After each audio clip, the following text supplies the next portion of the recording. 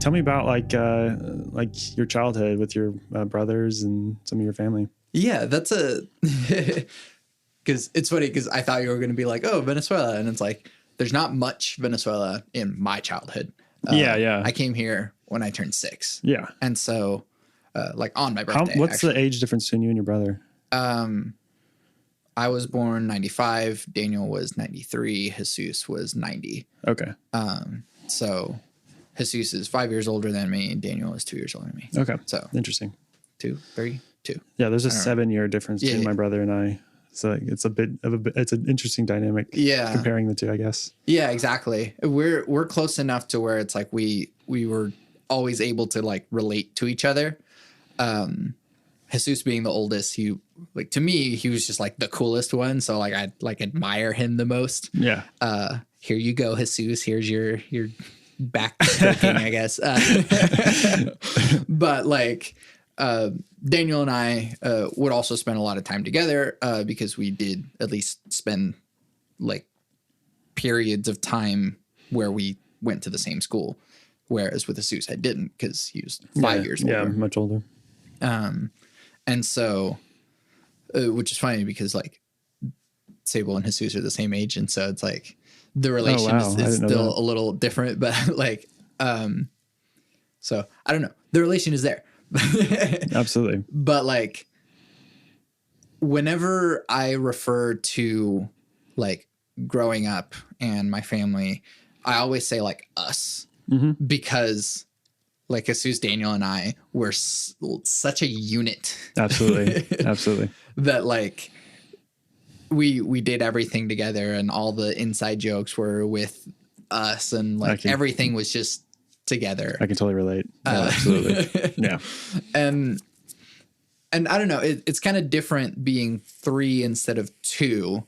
Like Daniel and I did have our like pair time a lot, but like with the 3 of us, it's like a different dynamic. It's the same. I mean, I've been podcasting for like over 4 years now, and it's like the same dynamic of like podcasting with 2 people as opposed to with 3 people. Like conversations kind of like ping together more intricately or something. And like how we feed off of each other's energy has always been like curiosity and like wanting to one up each other and like like adding to each other's jokes and stuff like that. And so that's kind of always been what that is. And then because of the like hierarchical nature of like siblings, absolutely, it is sort of like anytime Jesus would discover something, he would like show us and we'd be like, whoa, this is the coolest thing ever. Yeah. And then like Daniel would discover something and then show it to me and I'd be like, whoa, this is the coolest thing ever. Yeah. And then I would always kind of be late just because like I don't have anything to show them because they're like so much cooler than me. Yeah. Yeah, man, my relationship with my brother, like I adore that kid so much. And I do view him as much younger than me. But I also do see him as a peer in many ways too. I mean, he's older now than he was when we were both children. Yeah. Cause he's 21 now. But I mean, the kid he's a genius in many ways. There's no other way to put it. The kid is a computer whiz, you know? So, and even though I do consider myself his senior in some ways, I mean, he and I like to get into really deep conversations too, you know, like as I'm sure you have done with your brothers plenty of times, but, he and we get into these really deep conversations and then he surprisingly forces me to question my beliefs. And I mean, with his little brain, or not little, but you know what I mean? You're very smart, Che. And I'm not, his name's Che, by the way. But yeah, so, I mean, I'm actually extremely grateful for the fact that I have someone who I relate to that well. And I'm like, I would definitely describe him as like one of my best friends for sure. Yeah. And the fact that he is so intelligent and can force me to question my own beliefs is like, that's invaluable, I think. I feel like it does say something about your relationship because like, even the way that you're talking about him is sort of like an older brother down. Yeah. Yeah, and I mean, maybe so. Even the way that I just talked about my brothers is like a younger brother up. Yeah. And so there's always, it's kind of weird too, because like, I don't know, we're all adults now. We're all grown up. We have like our own lives that we're living and stuff like that. But it still feels like every time I'm with my brothers, I can't do enough because like they're just so much better than me. And it's like somehow they always like put me back down in my like younger brother place. Yeah, no, I have a tendency to do that probably as well. Like luckily, I think one of the things that we do bond on is the fact that we kind of do have that sort of inside kind of joke thing that and we like to tease our parents a lot. Yeah. Which they're kind of like, that's always a good way of bonding, is to have a common enemy in some ways. Yeah. Not that we don't love our parents, but it's so fun to just make fun of them. And then we kind of get a rise out of each other. And like, that's a really awesome and fun thing to do. Yeah. And then, he plays music, so that's always been something we bonded on. Yeah. And then and computers and video games and philosophy and exactly. deep conversations. Yeah, those are all been things that I've just been extremely rewarded with my relationship with him. So yeah, and it's an interesting thing is that like, I don't know, for me, or from my perspective as the youngest brother, it is kind of like in a weird way, like there's always this feeling that like the youngest of a family is like the one that's treated the most nicely or like the favorite or whatever. I can relate to that. Yeah. And so like I acknowledge that, and I probably like have gotten it better, but at the same time, it is like I've gotten to see two versions of myself deal with things at their steps in growth. And then I learned from their mistakes. And then they also, like, as I was growing up, would tell me that, like, oh, whenever, like, you're doing this, don't do that. And whenever you're like, here, don't do this and do this instead. Yeah, I mean, my brother, like, he's definitely done the same thing. Like, I've made some mistakes, and he knows what they are, So, I mean, I'm happy that I was able to not only experience that and help him, but also, like the family dynamic of him going through that. And I don't know, there's a lot of things that I'm, ironically enough, I think it would have been because my brother, he's actually very headstrong. And I'm like, I have a more introverted demeanor, and I'm more quiet, kind of kind-hearted, I think, a little bit. And my mom and I always make this joke that if he had been born first and I was born second, I would have just been steamrolled. So like it's good that I was born first, because I at least had that seniority on my side a little bit. But I guess kind of thinking back to like, I guess what it was like growing up, we didn't move a lot, and so the dynamic of like kind of always being new kids as well is that we kind of went to each other rather than like out. And so like once we like had stayed in one place long enough, we like did branch out and get like, more solid friends. But like up until like middle school, we like, I can 100% relate to that. I moved around all the time as a kid. We never stayed in the same place for longer than a year. So I, like I said, I would have like a best friend here and then a new friend over here. And, we lived in all kinds of different states. And I didn't actually stay in the same location until I got to high school, which was like, Chandler High School, which is a small school or whatever. And then I've actually it's strangely enough, I've been in Edmond for probably 10 years, probably more actually. I'm not sure exactly, but, moving around can be a strange, I think it's a really rewarding experience. Sure. Cause you do, see a lot of the United States and also, well, we didn't get to move that much. We just moved like around the Oklahoma City area. Okay. And so it was like just similar enough to be like, it's the same place. That's interesting. But it's like, it was just, all of your friends that you see every day, like all right, here's Okay. a different school, and All so right. now you don't Yeah. see Mine them. was like very much a lot distance traveling. That's very different because Yeah. it's not even like, because at least we went to the same like church growing up the whole time. So Yeah. like there's at least some foundations, but Yeah. like There was no consistency like with mine. It was like basically my family is like the consistency, like, you know.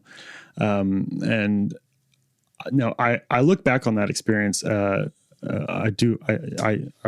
regard it highly because being an introvert, I think it forced me to come out of my shell a little bit and be capable of like engaging with people. Because if I didn't, then I was basically just alone and isolated a lot of the time. So yeah, that was something that was really good. And I learned a lot from that, trying to build relationships over and over and over again. Practice makes perfect, I guess, you know? Yeah. So I wouldn't do it any differently at this point.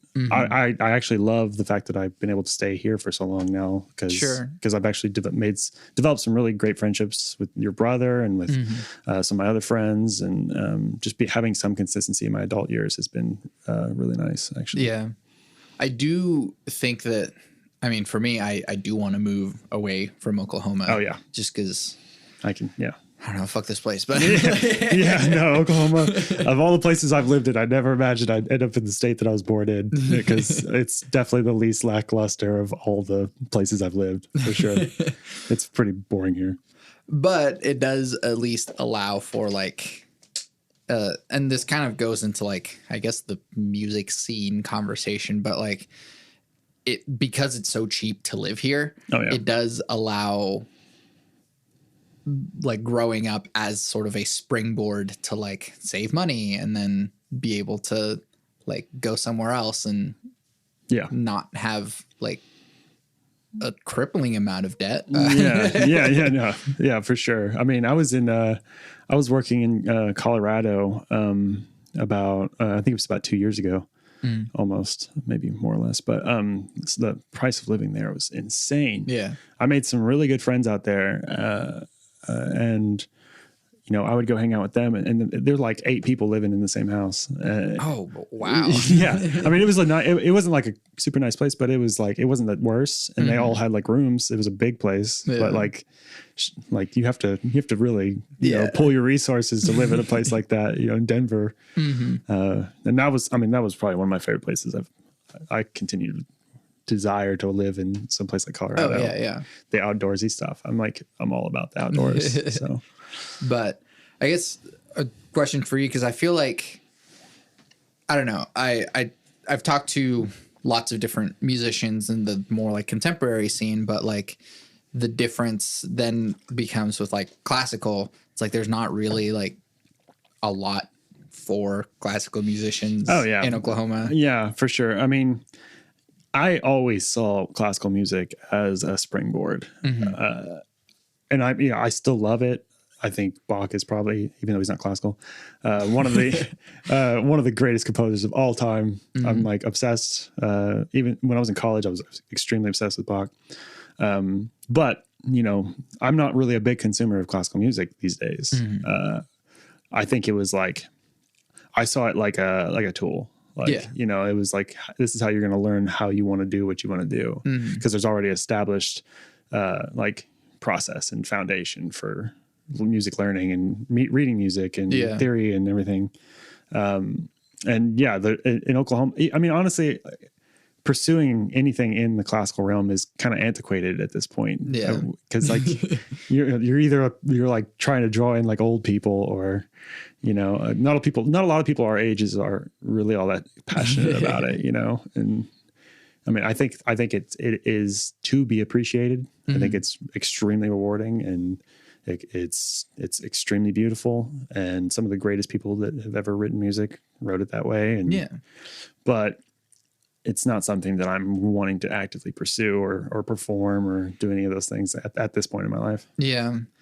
I don't know. I mean, at this point I like can't, but but it is more like being a composer is a little different too, because there is still like a little bit more avenues, just because there's like the struggling people that are trying to just do classical music at all. There's like Painted Sky Opera, and not that like these places are like struggling, but like everyone's having a hard time anyways. Yeah. And then like jazz stuff, and everyone's kind of trying to find stuff to do. Yeah, it's hard to do anything with like the classic routes, like jazz and classical music anymore. And I feel sorry for, and I don't mean this in a disrespectful way, but I feel sorry for some of the people that like actively pursue, like really go into hardcore, like trying to make it as a exclusively a jazz performing musician or a classically performing musician. Like if you can get those few jobs that are actually financially stable and awesome, but it's not something that a lot of people appreciate, and you have to be really intrinsically rewarded in order to want to do that. And if that's good too. There's argument for that as well, but you also have to be the best of the best of the best. Yeah. And that's an extremely competitive environment. Yeah. And that is kind of something that I feel like I keep saying this on the podcast, but like, if you want to be a classical like performer, you have to have that drive in you to like, you have to have that Kanye, you know, like I'm the best of the best, like maybe not even that, but like actually just like be perfect. Yeah. Like if anything less than perfect is okay with you, then don't do it. Yeah. I just like, you have to have that drive to practice your ass off. Yeah. And I mean, and like that can be great and that can be really rewarding. And there's a lot of people out there that are amazing at guitar or amazing. I mean, that's my instrument, but yeah. It's just, I don't have that in me and I'm not driven to express myself and identify myself that way either. Yeah. Cause like, I think a lot of like what people do musically, we tend to wrap up our identities with it. Yeah. You know, like it becomes part of your identity because you do it so much. And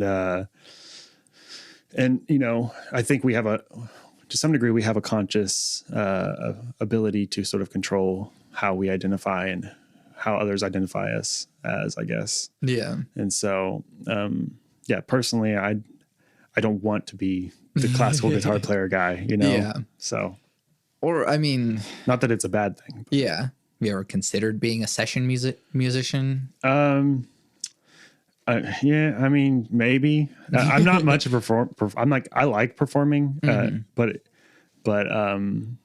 I was way more driven in self-expression than I was with like just playing guitar for guitar's sake. Yeah. Like it was always like I had that kind of itch that I wanted to scratch really bad, which was like putting myself in some really interesting and intriguing way out into the world, you know, and I feel like I do personally feel that I have like some sort of not a gift, but like I have the desire at least. So like that's what I want to do is like I didn't spend all those years practicing guitar, like all those hours every day, you know, just to basically just sit on my butt with it, I guess. And yeah, exactly. So yeah, I don't know. Like sometimes it is a little scary for me because it is like I'm not the best at playing guitar or singing or keyboard or whatever. I feel completely emasculated whenever I see some of these guitar players on Instagram, you know? Yeah. But like the thing that keeps me in fear of that idea is that it's always kind of like you're just competing with yourself. Yeah, you know? Exactly. That's how I've always treated it. Like I look at someone like Steven Lorenta, or I'm gonna hate myself for getting that wrong if I did. But man, that dude can play guitar like nobody's business. And I see these videos and I just kind of I just shudder and I'm like, oh God, I'm probably 15, 20 years away from doing that if I started now. Yeah. You know, so. Right. But like, I don't know. For me, that's not the goal. Like it's. Yeah. If I wanted to be like that good of a guitarist, in fact, if I wanted to be as good a guitarist as you, that ship has already sailed. Yeah. Like I'm not going to be that good. You could do it. You could do it. I've got some technical competency, but like, I mean, you could achieve that in a couple of years if you really tried.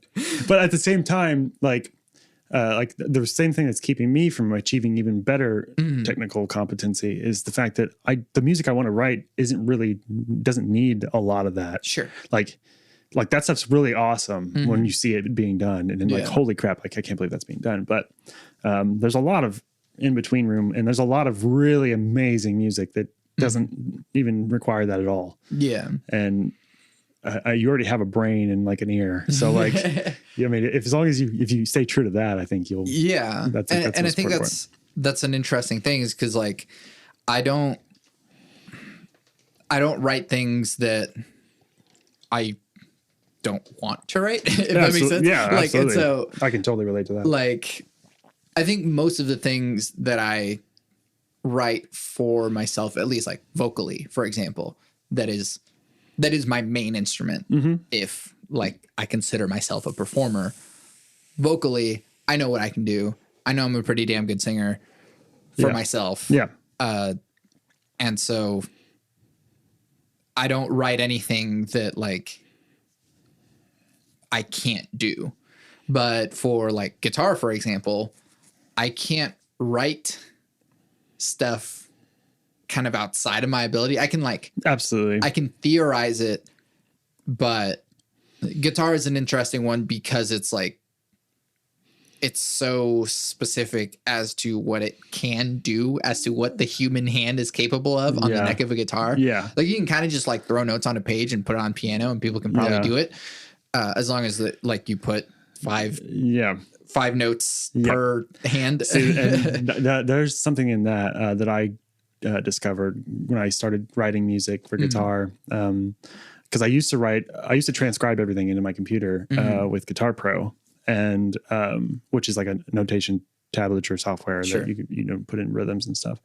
And so I really tried really hard because I thought that this was the way to do it going forward. Okay, I can just transcribe it in my computer. My computer will remember it forever. I don't have to remember all the ideas in my head, and I'll have a record of it, and then I can play it and I can record it.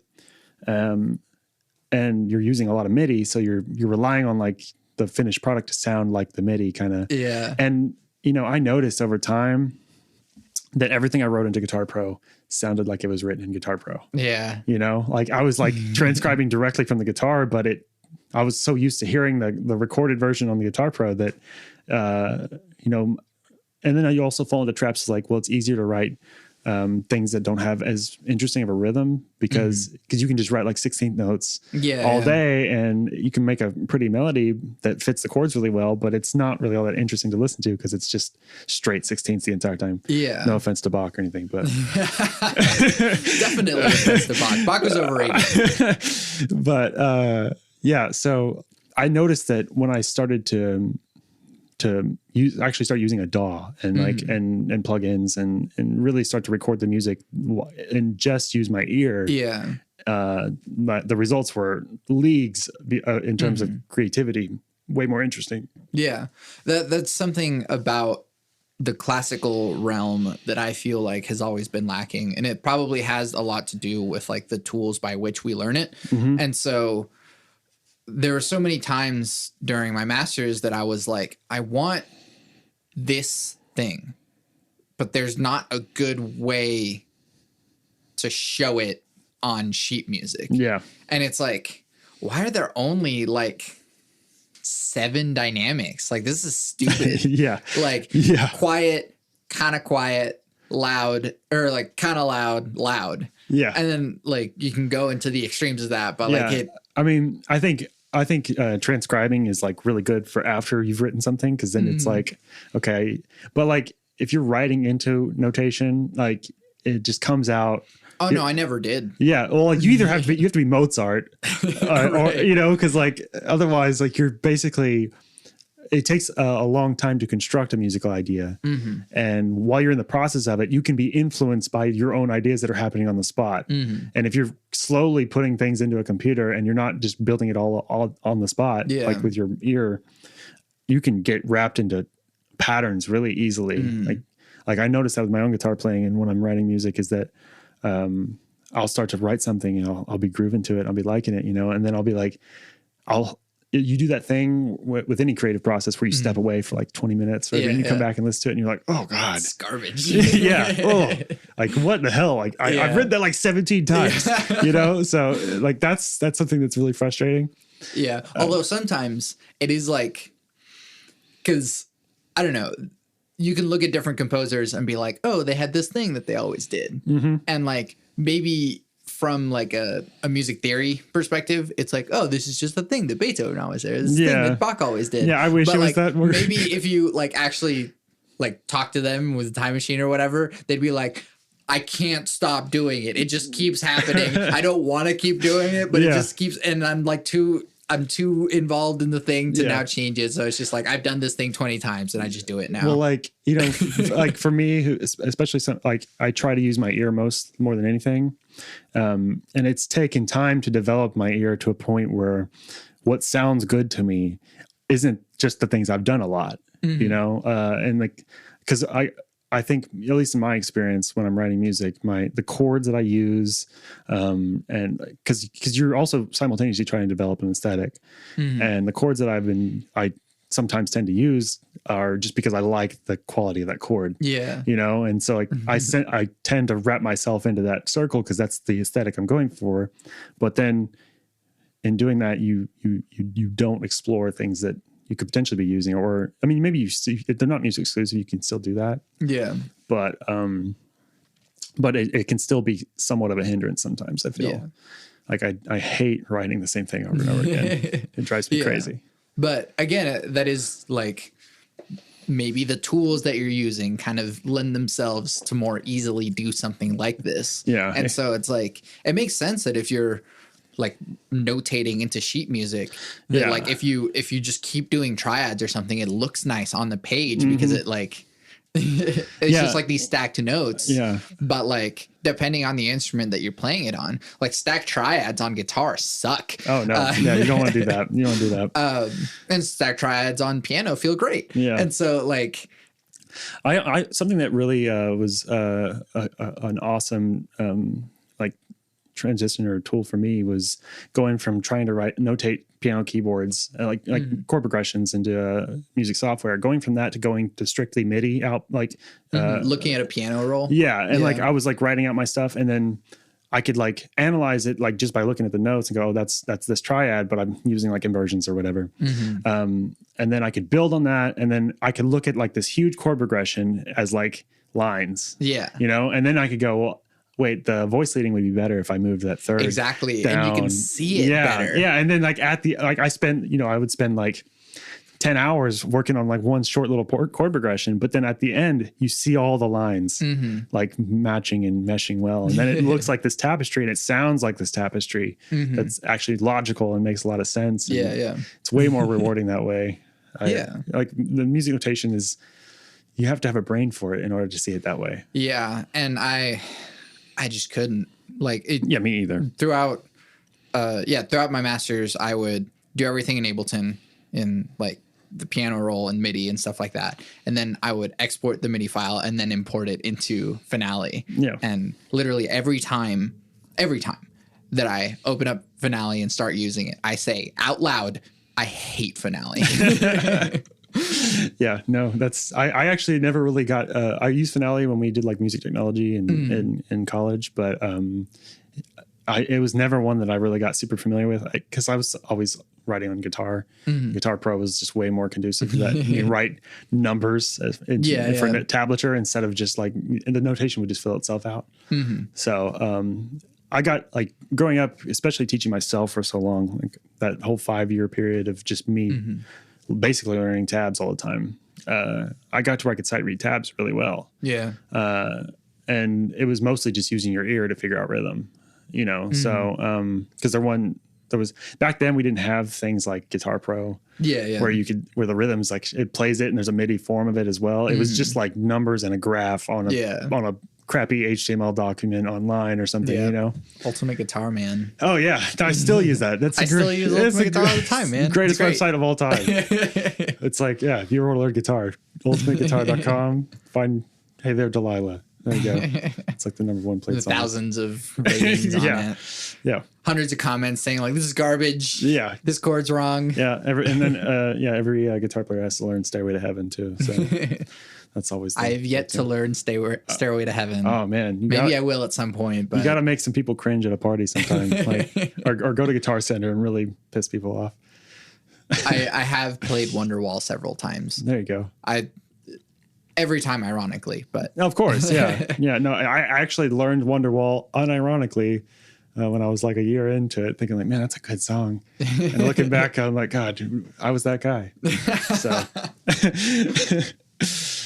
but I don't know. It is kind of like, yeah, well, like you're saying about learning guitar through tabs, that kind of lends itself to a different kind of writing as well. Oh, yeah. And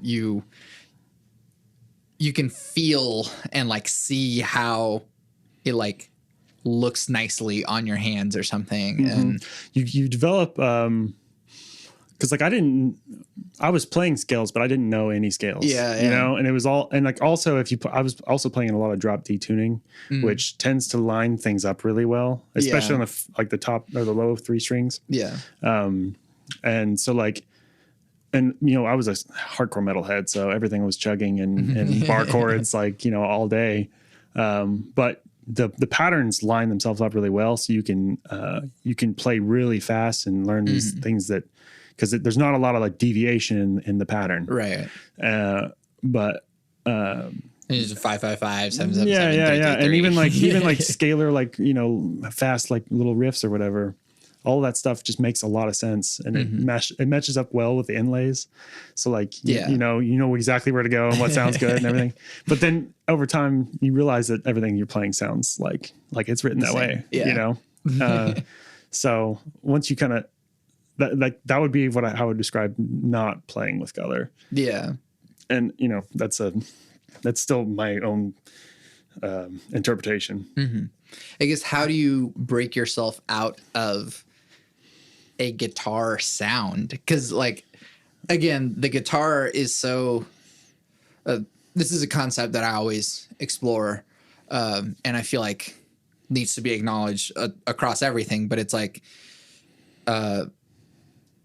systems have emergent properties that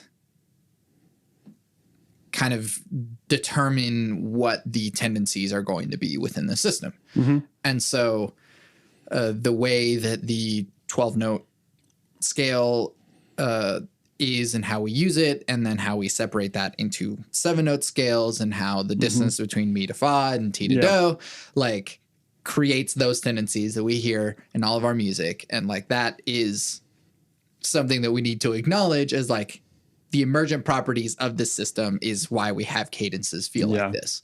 And then the same thing, it's like the shape of the human hand on the neck of a guitar creates certain tendencies.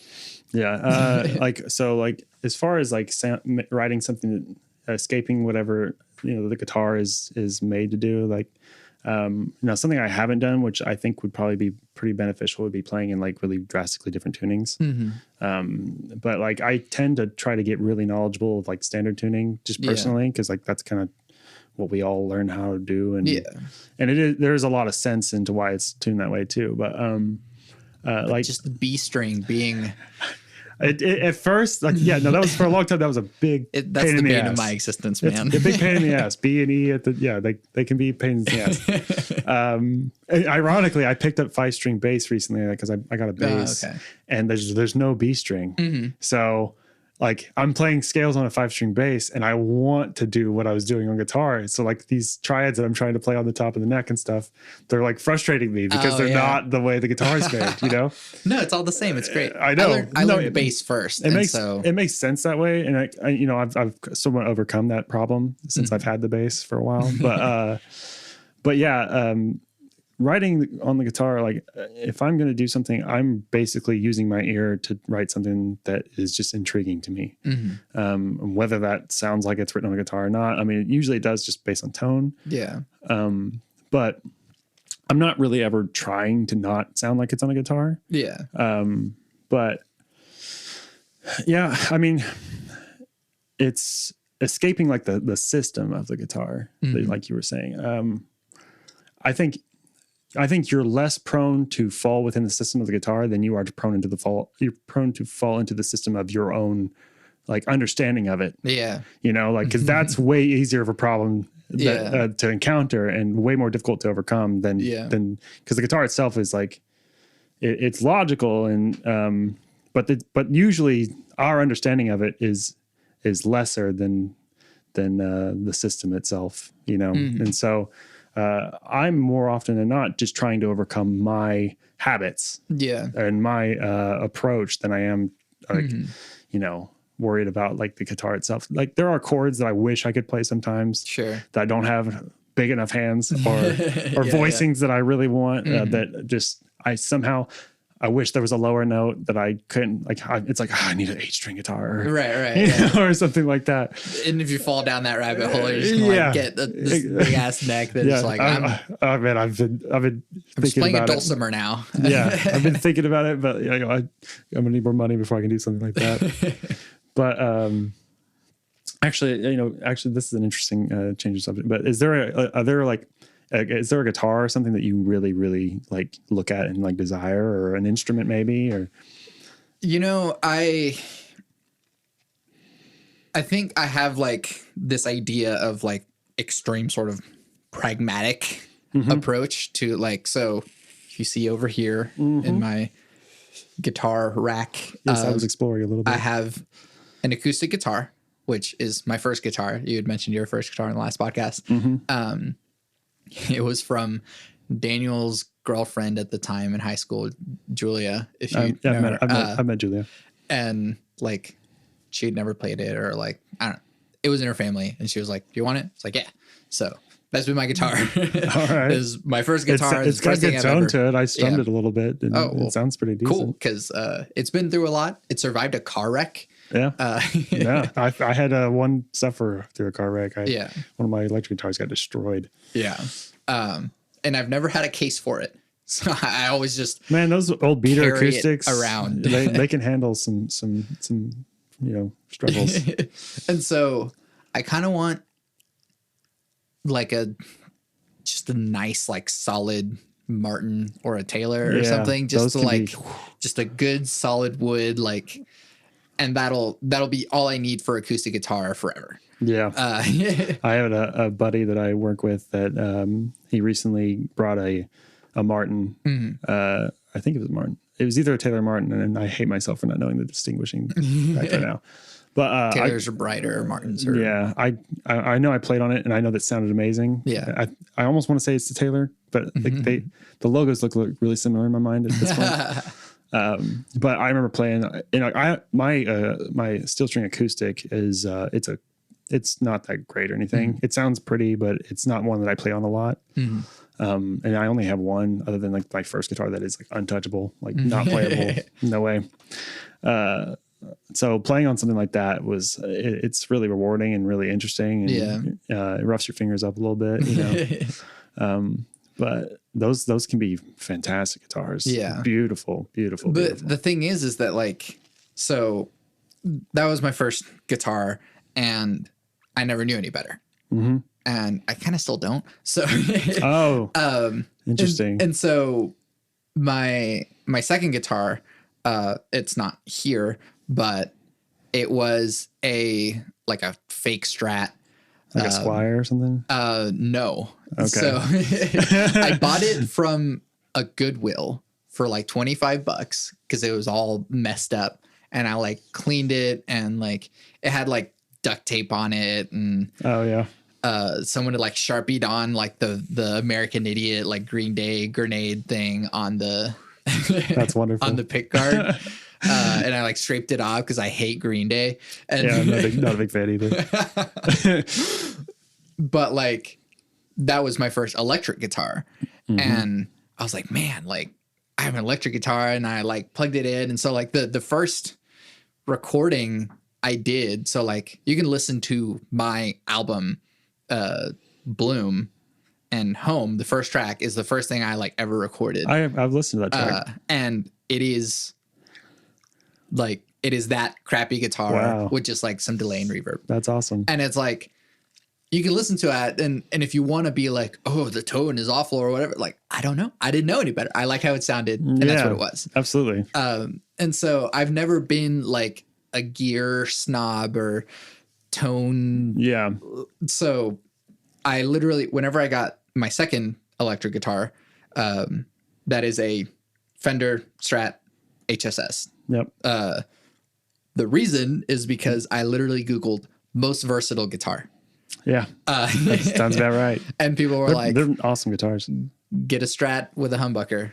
And it's like, cool. Yep. And so that's literally the whole reason why I got it. It's just, I like, as far as tone and stuff, like I was actually like this typical metalhead when I was growing up was like cut the mids, boost the bass and boost the treble and just go at it. And like, it was just this like kind of sounding but it sounded good for chugging and stuff like that. Always scoop the mids anyway. Who needs the mids? You gotta have mids sometimes. Maybe on classical. No, I'm telling you, even like some solos stuff, like you got it. Like it sometimes it just makes it is that good quality.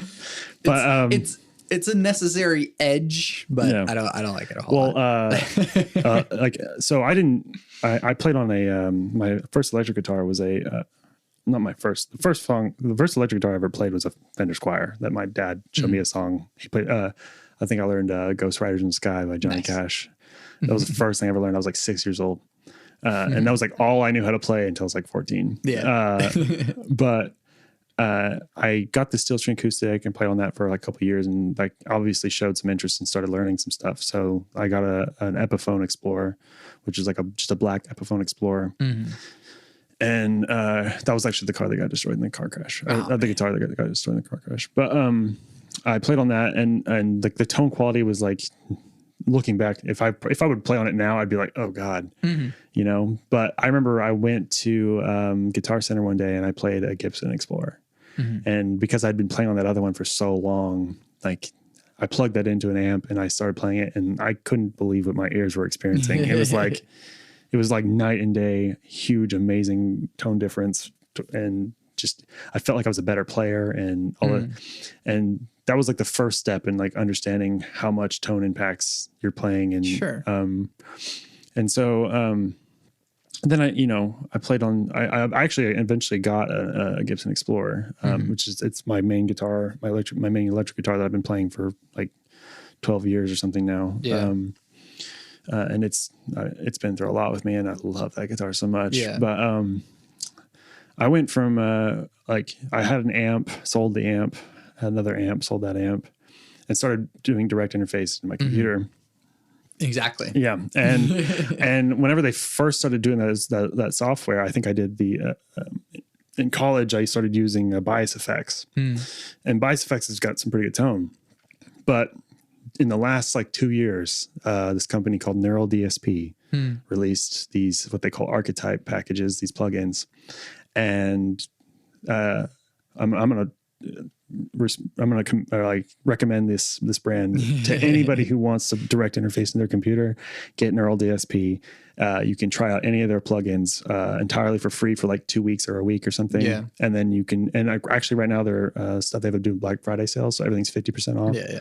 You like $60 for like an amazing guitar plugin. I was like every year it's like the Black Friday sales come in and like I see my emails. I'm like, no, stop it. I don't want to spend any money. Yeah, no, I mean, I can't recommend, like I've got 3 of their plugins. I've got Archetype Nolly, Archetype Pliny, and their bass plugin, which is called Parallax.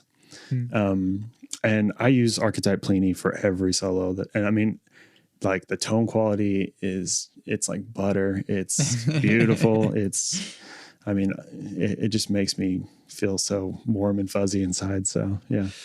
And that's the thing. It's so like, because I'm not a guitarist, I've never really cared enough. I mean, I do care more now, obviously. Well, not obviously, but like, I don't know. I am a little ashamed of the PV Viper sitting in the corner there. I haven't heard it, so I don't know. But right. But it's like one of those starter amps that like every teenager gets, and it does everything decently enough. Yeah, like it has its own like built-in effects. It has like some sort of solid state, right? Yeah. But it's like, it's very digital sounding. Yeah, solid state. Yeah, no, that was my problem playing, because my first like good amp was a Line 6 Spider 3. Yeah, exactly. That's the other one. Yeah, and that one is, I mean, it was great for distortion. It's what I played all like my live shows with my metal band and stuff. But the clean tone was like, I'd always play it and just be like, yeah, that sounds like crap. Like I can't play that. And then I was dating this girl, and she got a tube amp, and I started playing that a little bit here and there. And I mean, that was like, okay, hold on. Kept the amp, left the girl. Yeah, like I mean, that was a eye-opening experience. Like, okay, hold on, there's a world of clean tone out there that I am not aware of, and it takes a lot of experience over time. You just get exposed to things that you don't always have access to. And then eventually you're like, you hear the guitar, you play through the guitar or whatever on some tone, and you're like, okay, no, nothing. Nothing. So I mean, for me at this point, I plug directly into the interface, and whatever tools I have in Ableton or in whatever other plugins that I have. What's the Native Instruments Guitar Pro, I think is the Native Instruments, they've got I have a lot of their plugins. I think I know what you're talking about. And it's just like the guitar effect rack thing, and like their amps sound good to me. They're like all their effects sound good to me. So it's like, I don't care. At some point, if we ever get a time to like hang out and play some music, because I'm going to bring my laptop and we'll plug into the monitors, and you can mess around with Archetype Pliny, because that is like, there's some tones on there that it's so spacey and like huge, just buttery clean sounding good stuff. Like it's unbelievable that they're able to do that with digital software now. So well, I mean, at this point, like all of the software and like modeling plugins and stuff that like recreate outboard gear and stuff, like they're getting better and better and better. And like even the top of the top, like professional like mastering engineers and stuff will like listen A/B and be like, can't tell. I couldn't tell you which one. I like this one better. Well, that's the digital one. Yeah. I mean, and not only that, it's just ease of use too. Like you plug right in your computer, and your DAW's open, and it's right there, and it's who needs a freaking patch bay anymore? Yeah, I don't even own an amp anymore. I don't have one. Like it's like I have one crappy one. It sits in storage, and that's it. So well, that's sitting in the corner because it's like it's necessary for just like playing things loudly. That's all it is. Yeah, exactly. And I don't do any live performances, and I haven't done a live performance since college. So even then it was acoustic. So So I mean, I don't know, like people get into this idea of gear or whatever, but I think it really is about just like having the tools that are just available to you and learning to use them. If you get a new tool, learn to use that too. And it just becomes a part of you. And instead of like, trying to seek out like, there's this next better thing that I can buy and it'll make me sound that much better. It's like, no, just have what you have and like learn it and learn yourself and learn how you play and do you the best that you can. I learned a lesson from that, even what you're discussing right now. Cause like for the longest time, the DAW I was using was a Reaper. And that's like it's not free, but it's free. We all know. Come on. I did pay for Reaper. I will say that. Congratulations. I was like, I used it for like probably 5 years before I decided, okay, it's probably time. They are very grateful. So, but Reaper, I mean, it's a fantastic DAW. I think it's, I've used a couple of different ones now, and I even have Cubase as well. And I got Cubase thinking like, okay, this will probably take my stuff to the next level or whatever. And I like Cubase a lot. It's really awesome. And there's some things that it has that Reaper doesn't have, but I could probably I got really comfortable with Reaper and all the hotkeys and just the workflow. And relearning everything on a new DAW that is basically doing the same thing was kind of like, I just felt kind of like, duh, Bryndon, what are you doing? So. Yeah. And that's, I mean, for me as a like composer first producer, it is like, I don't know. I use Pro Tools, obviously, as you can see here. It's one that we're recording the podcast. I've looked at it from a distance. But for creating music, if I want to make something, I hate Pro Tools. Really? And so Ableton Live was the first thing that I ever learned. Again, my debut album is entirely in the light version of Ableton, which only let you have like 8 tracks, only like a certain number of effects, a certain number of different things. And I did that whole album with the light version of Ableton. And the way that Ableton works is different than any other DAW. And so like I don't know, I learned how to record audio differently. Mm-hmm. And so usually whenever people that have been using other DAWs for a while will open up Ableton and be like, I don't know what's going on here. Yeah. That's my thing with every DAW. It's like, okay, YouTube tutorials. Let's go. But for me, it was like, I don't know what this is. So let me just like drag that there. Oh, cool. Yeah. All right. That does something. Yeah. All right. Let me drag that there. There's plenty of that too. Super intuitive with Ableton Live. Oh, okay. Whereas with Pro Tools, it's like, it just opens up and it's this blank page. And it's just like, I don't know what to do here. Yeah. I can and see like, that. you can open a track and then it'll be like, here you go. Here's an audio track. Yeah. What are you doing? Yeah. I felt that way. Pro Tools assumes that you are doing something before you do. Yeah. And it's the same thing with Finale. Mm-hmm. Finale is like new file and it's like, what are you making? Yeah. It's like, I don't know what I'm making, man. I'm just trying to start something. Yeah, exactly. and that's incredibly constraining to the creative process. Instead, you just like... Yeah, the more decisions you have to make before you go into it, the more ridiculous, like, you sit down, you finally try to start doing something, and you've already gone through so much of a process. Yeah. And so, like, in Ableton, you can just, like, make up, I don't know, put one MIDI track and just put, like, a sine wave synth on it. Mm-hmm.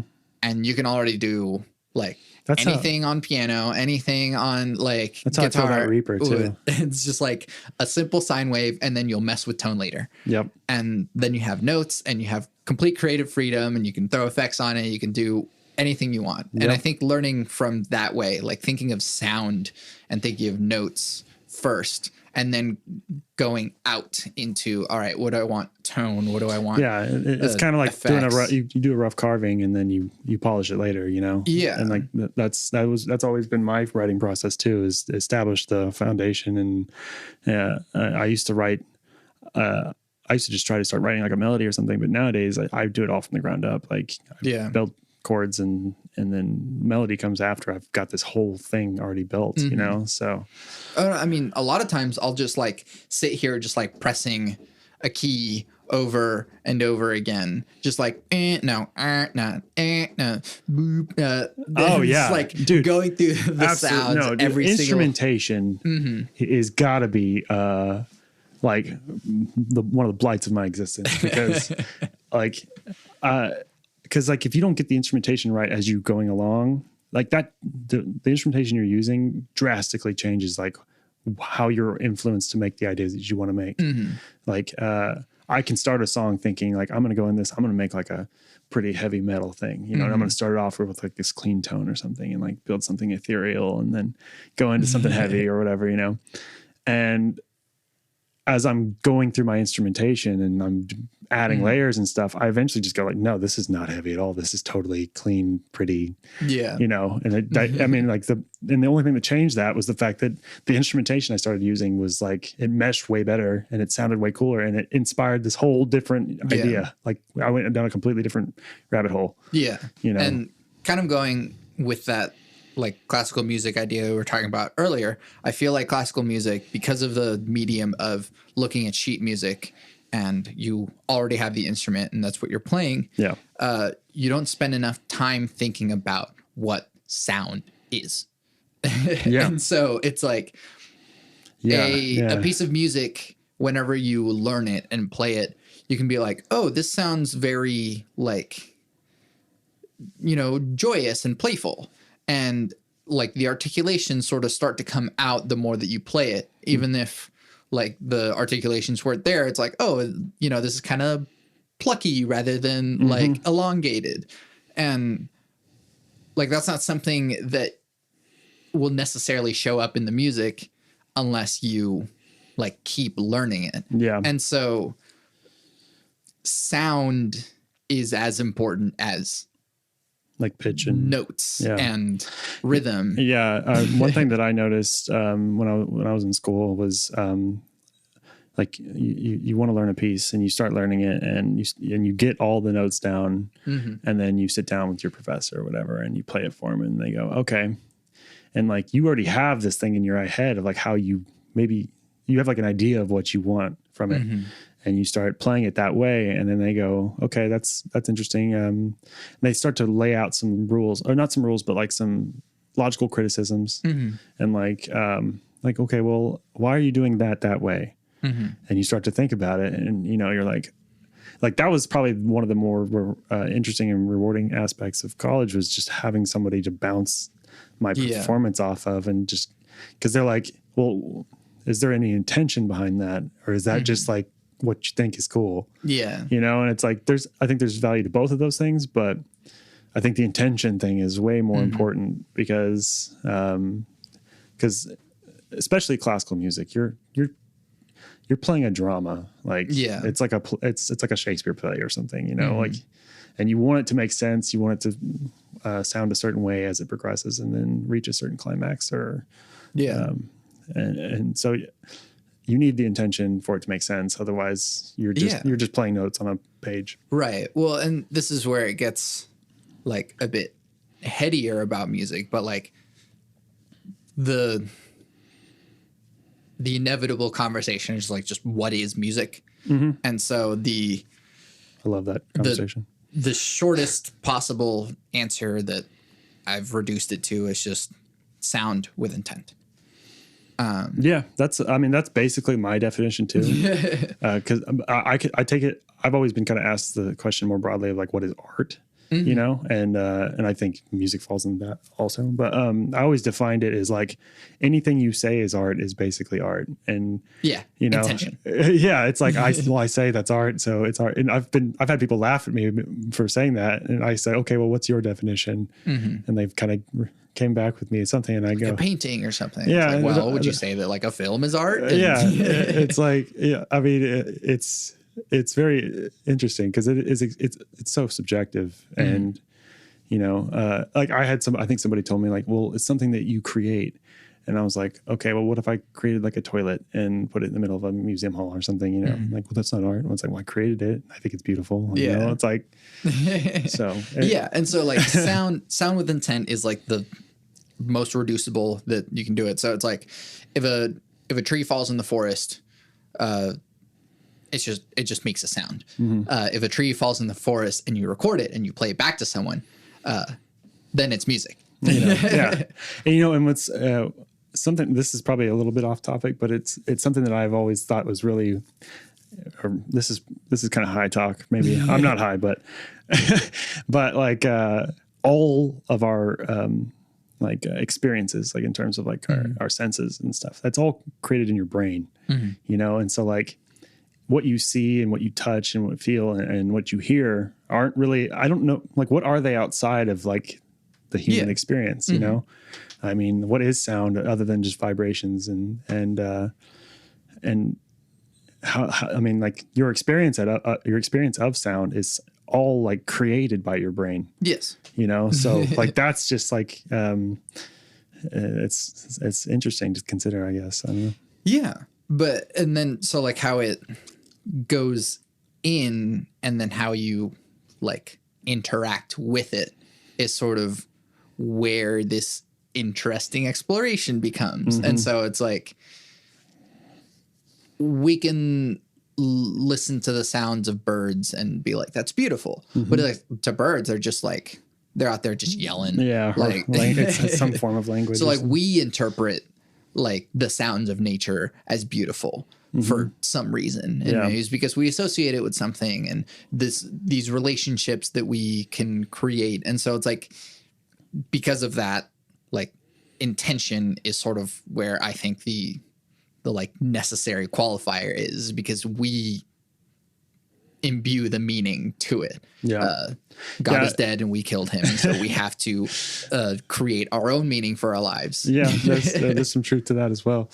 It's another interesting characteristic about music is that it is so visceral, and that it's like invisible, but it has like a shape, a color, and a roundness to it, and and all these things that we can only describe in sort of abstract terms, and it exists in the abstract as well, and that like I often wonder like what music is to people, and actually it's one of my favorite. Obviously, it's one of my favorite things to talk about, but I always ask like when I get the opportunity and I sit down with somebody long enough, like what about music like draws you to it, or like what is the thing you're seeking from it? Yeah, because I know I've spent a considerable amount of time in my own life thinking about that myself. Like what do I want from music, and why? What draws myself to it, I keep harping on the color thing, but like that's what I slowly developed or learned about myself, that was what I was looking for, was like this abstract sort of painting in some ways. Yeah. I think for me is it's a form of communication.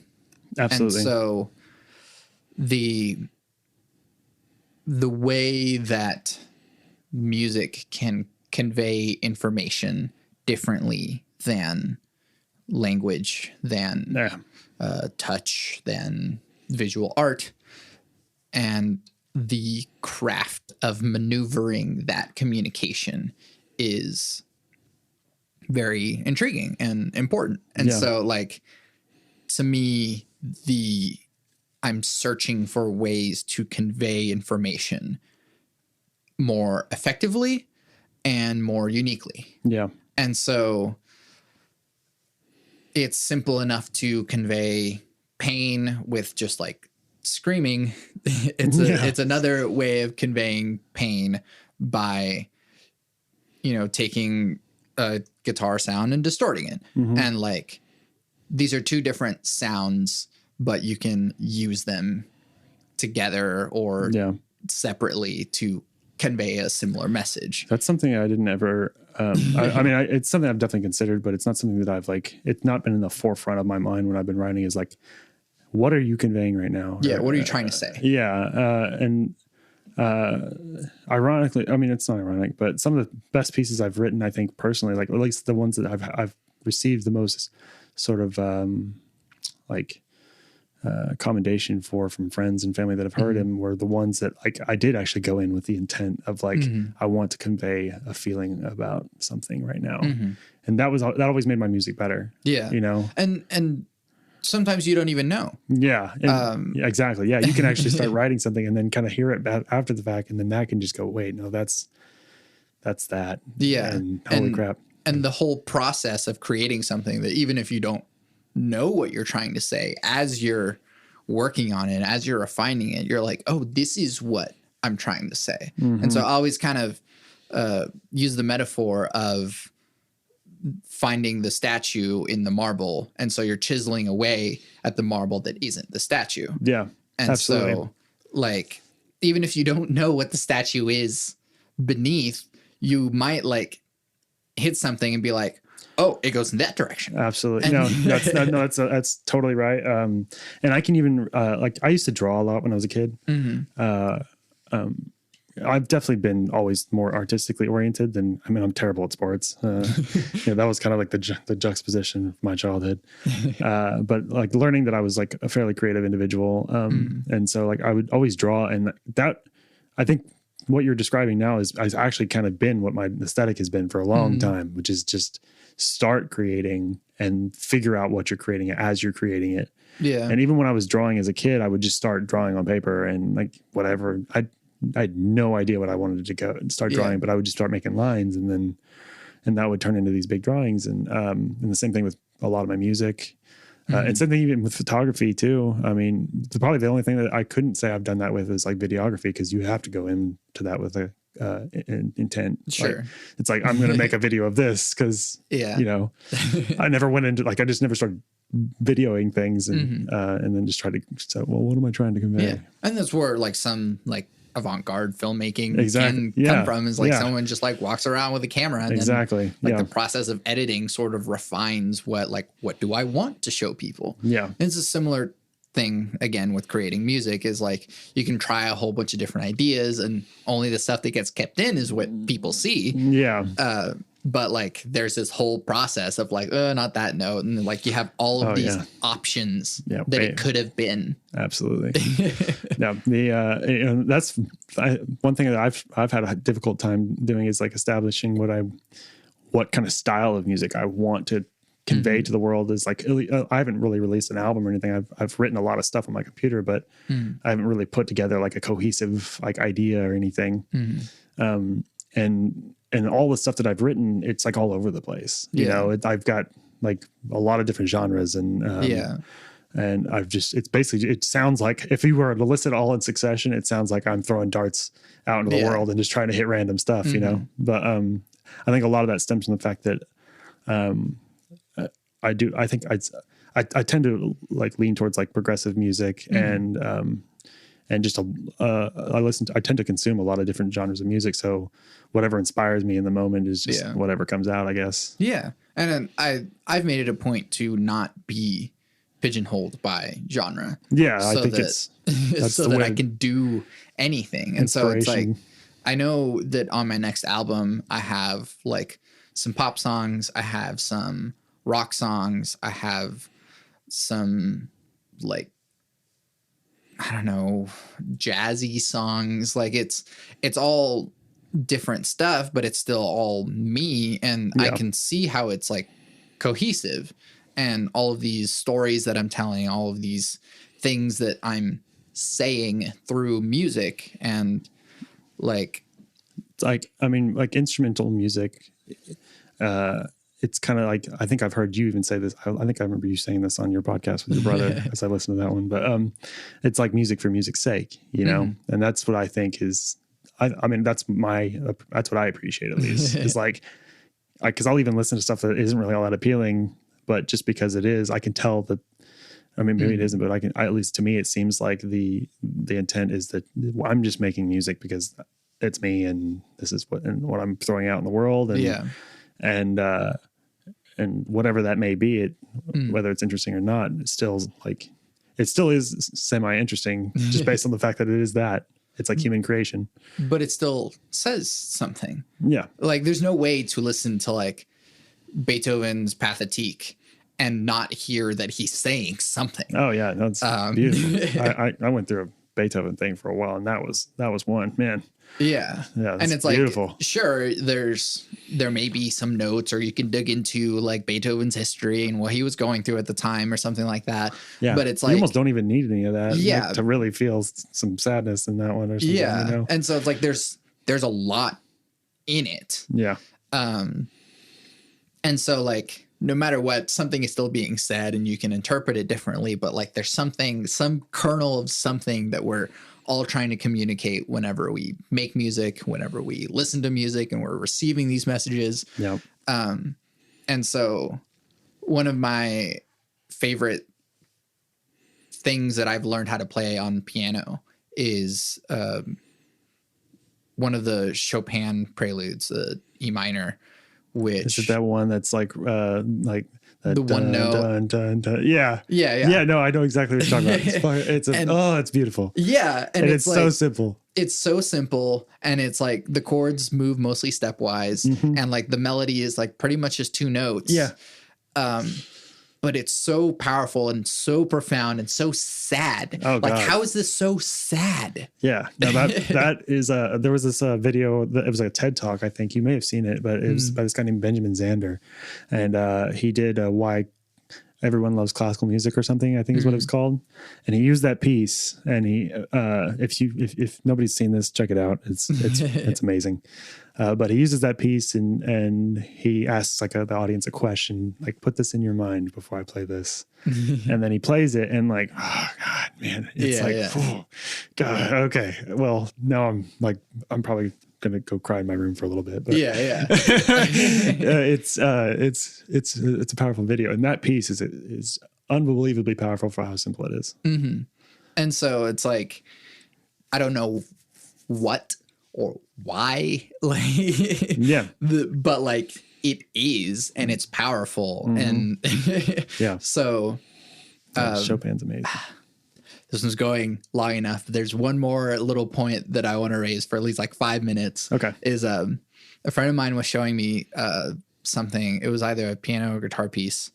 And like, as soon as it started, I was like, oh, this is very French. Okay. And then I stopped and I was like, how does something sound French? Yeah. I've been dealing with this question for a little while now. And it's like, I know what French sounds like. Yeah. I can't tell you like what specifically about it. Yeah. Well, I mean, is French or is Italian or is English or whatever. Well, I think that's an interesting point to bring up about music that we haven't actually discussed yet, is that in its inception, I think music has always been like very much culturally oriented. And like, I mean, every civilization on planet Earth has music as a part of it. Yeah. Even like, tribes in Africa and, that have no exposure to Western society or anything like that. It's almost innately cultural. Yeah. And we've only reached a point now where we've become this sort of global society or mass society. Yeah. This mass culture that has existed or is coming to fruition here in the United States and across the modern Western world or whatever. But so like, it's weird that as we become a more globalized society, the less the cultural aspects of the music I feel has become to be what am I trying to say? Like we become there's this process where we're sort of like for example, when I lived in Mexico, a lot of the music the popular music that you heard on like the TV or whatever was like very much Western music. Like it was like pop music in the United States. Yeah. And like they have their own music, like, and you can hear like their traditional stuff, like, and you can hear like their, ranchero music and stuff like that. And kind of know that's definitely more Mexican than what we're hearing on the TV right now. And I think as the world gets bigger, it's also simultaneously getting smaller in some ways, because our culture is sort of taking over those, and they're having to maintain their traditional practices just to ensure that people know what they are, because ours are just sort of going like, no, that's what music is now. Yeah. Now with that, there's also the fact that I think it's very liberating in some ways too, because in our, like, anything goes for the most part in our society, in the age of the internet, you can make anything. It's not like the 80s when everything was on like 6 different radio stations, So yeah, it's very, I think it's been really good for creativity. And I'm not sure that it's a bad thing that we're eliminating these traditional practices. I mean, it's kind of a sad thing, but I think it's inevitable. Yeah. I don't know. But final note, which is just like, we should approach these things that are highly valued to us with a form of respect. Absolutely. Of, sanctity. That even though, again, God is dead and we killed him, we create our own meaning, and we have to determine what values that we have. And so when we take something that is important to us and like desaturate it with whatever other meaninglessness that we inject with our lives, we'll eventually come to find that everything is meaningless. And I mean, it'll just be bland. I do think that you got to create your own meaning in life for sure. That's like, I don't feel like there's a lot of, I think that's a liberating idea also, is that you, if you are creating your meaning, like, that's good. It's good for you. Yeah. You know, but like to treat those things that are important to you with respect and absolutely sanctity, to be able to go like, this is music and I admire it and it is important to me. And so I want to treat it with a form of reverence. And that kind of puts us in a place. I can't help but hold reverence for music. You right. know? It's so beautiful. It's hard to not feel that way. But there's other things in our lives that it does seem as though like we're sort of losing this form of reverence for, whether it be like, I don't know, art, music, food, democracy. Yeah. I mean, yeah, I think it's conversation, it's relative. Relationships, people. I think it's relative. It's relative, you know. It's hard to say that generally, but yeah, I think there is some truth to that. But you know, as long as you're doing it on an individual level, I think, and holding that reverence and that respect, then that's all you really can control anyway. Right. So, Bryndon, thank you so much for doing this with me. Oh, dude, this was an honor. I had a great time. Plug your stuff one more time. Yeah, my Instagram is Bryndon Scott, BryndonScott, _SCOTT, and then that's just like my private account where I post music and pictures and stuff. And then I have my 2 photography accounts, bsy.photo and bsy.portrait. So you can find all my stuff there. Yeah, check it out. And then maybe even pay him to get your photos taken. Oh, yeah. Or I'll write you a song or something for your video game. Well, awesome, man. I'm Santiago Ramones. I'm Bryndon York. You can find everything that I do on my website, santiagoramones.com. I make music. Bloom is available now, streaming everywhere. Put it on in the background or show it to your friends so you can all enjoy it together. You can also buy it on Bandcamp and get bonus content so you can sit alone in the dark with your headphones on and listen to the album in its entirety while reading and looking at the bonus content. I also make music with Power Cycle, an experimental electronic trio. Our first completely improvised album, Too Many Damn Cables, is streaming everywhere. To support this podcast, leave reviews, comments, tell your friends about it, and buy my music, because by supporting me, you're supporting the podcast. I always end the podcast with my 3 things. They shape my life philosophy. Those 3 things are: love never fails, it's going to be okay, I might be wrong.